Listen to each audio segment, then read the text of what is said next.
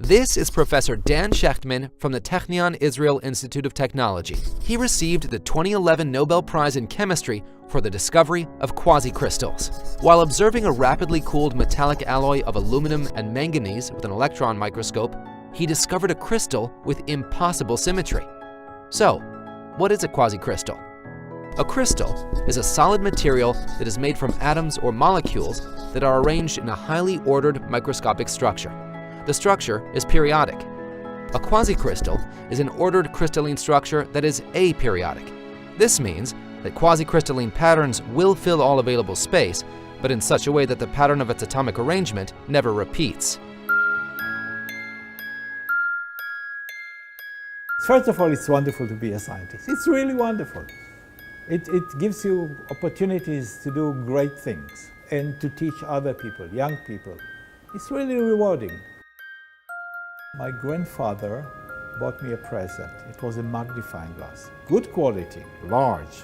And I started to use the magnifying glass to look at the small things, the details of flowers, details of insects, and I fell in love with the world of small things. When I was 10 years old, the teacher told us that we have a microscope. I said, "Oh, can you bring it to class?" I looked at the microscope. I couldn't leave the microscope.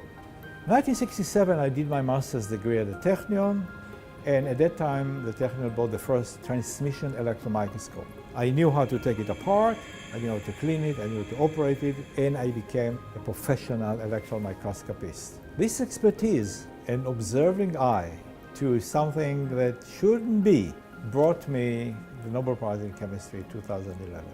The discovery was met with a lot of resistance from the very onset. The objection was at the time gentle and at the time not so gentle. My group leader came to my office one day, smiling sheepishly, putting a book on my desk saying, "Dr. Shechtman, please read this book and so you will know that what you are saying cannot be. You are a disgrace to my group. I cannot have my name associated with yours. Please leave my group." And when we published these papers, hell broke loose. And I started to get telephone calls from all over the world. "Danny, we have it, it's fantastic." And these people took my discovery and made it into a science.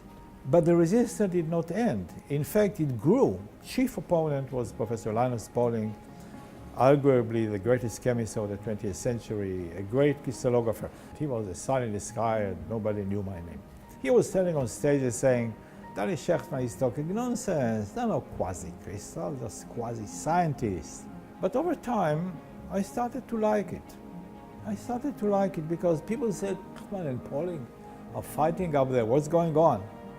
Shechtman and Pauling, hey, nice, right? But he was wrong, and other people were wrong, and slowly but surely the opposition died. My recommendation to the young people who wish to become scientists: have an observing eye. Look for something which is out of the order. Look for something which is not ordinary. Look for something that seems impossible. Look for something that cannot be. But to know that it cannot be, you have to have broad knowledge. You have to be an expert in something and develop one peak of expertise. This is it. This will give you a chance to be a very good scientist.